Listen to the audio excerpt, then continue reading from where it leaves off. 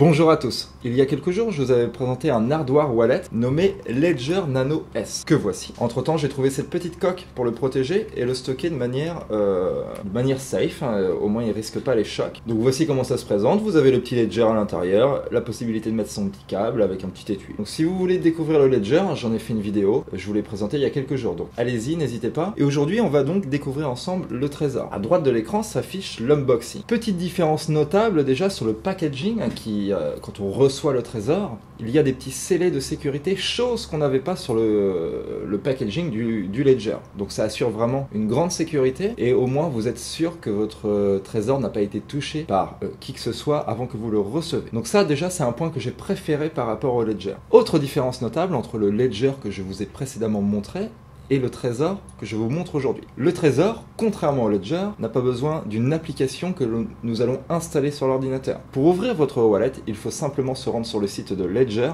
et connecter votre trésor à votre ordinateur. Il faut installer Trésor Bridge pour que votre trésor ainsi que votre ordinateur puissent communiquer avec le site web de Trésor. Autre point que j'ai apprécié également par rapport au Ledger, c'est qu'il y a possibilité de stocker bien plus de crypto-monnaies que dans le Ledger. Il n'y a pas besoin d'installer d'application. Vous pouvez stocker tout un tas de tokens ERC20, donc hébergés sur la blockchain Ethereum, comme par exemple des CRO, la monnaie de crypto.com, ou des SXP.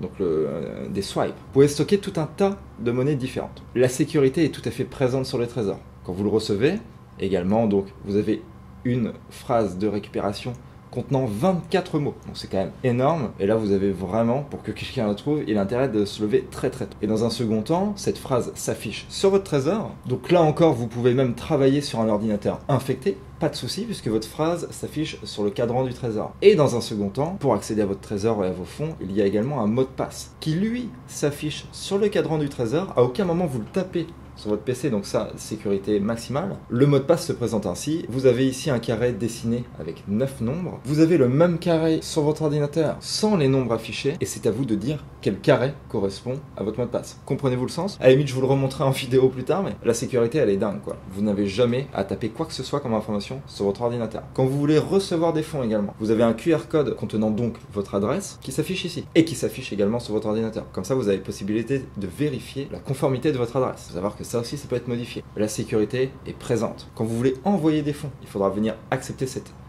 transaction par le biais de votre trésor, physiquement. Si vous n'appuyez pas sur le bouton ici pour accepter l'envoi de vos fonds, ils ne partiront jamais. Grosse sécurité. Je vous conseille sincèrement de stocker vos fonds dans ce type de wallet, hardware wallet, wallet hors connexion, donc impiratable. Entre nous, je dois vous avouer, j'ai quand même une grande préférence pour le trésor que pour le Ledger. Ce que je vous propose, c'est d'en faire un comparatif plus tard, d'ici quelques vidéos. Là, c'est pas le sujet de la vidéo. Aujourd'hui, on s'est vraiment axé sur la présentation du trésor. Vous avez pu voir l'unboxing à droite de l'écran, etc.